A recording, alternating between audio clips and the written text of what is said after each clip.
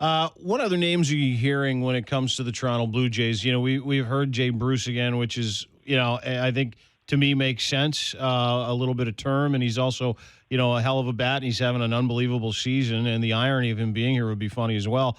But what other names are you hearing when it comes to trade talks with the Toronto Blue Jays? The one guy I wonder with the Blue Jays is Drew Pomeranz with the San Diego Padres, and there's some history with him in the front office. He was drafted by the Cleveland Indians, of course, when Mark Shapiro, Ross Atkins was there, and they ended up trading or Chris Antonetti, the GM there, ended up trading him to the Colorado Rockies in the Ubaldo Jimenez deal. But that in a lot of ways is sort of the ideal kind of guy for the Blue Jays because he's got some control. He's been in a swing role, so he's been a reliever. He's been a starter. He's having a tremendous season, so he can step right into your rotation and really help you get going or keep rolling. So, that type of guy to me makes a lot of sense. You remember last year when we were looking for pitching and all of a sudden the first move Alex made was for Troy Tulowitzki? Right. And everybody kind of, dropped their fork, stopped eating dinner, and went, what? Do you see anything like that with this group? Do you see any moves like that with the Toronto Blue Jays and Mark Shapiro? Well, I think Jay Bruce would be that kind of move. You know what I mean?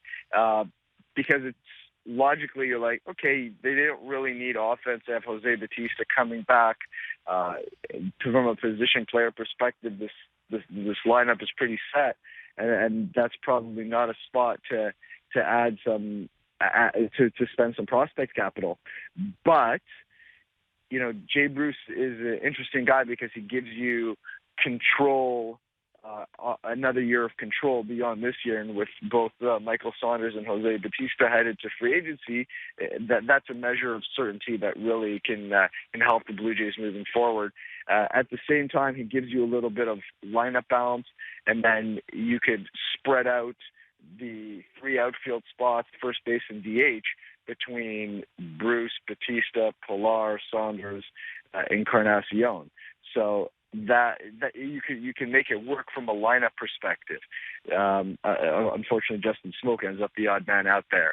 But that kind of move I can see them doing. But the priority has to be pitching, especially with Marco Estrada nursing some back issues, and the expectation is he's going to be fine. But anytime you get a guy with some back problems who's had multiple cortisone shots in the same year, you need a good insurance policy there, and then yet you're also still figuring out what you're doing with Aaron Sanchez over the course of the season. So as much pitching depth as they can get, I think will only help them.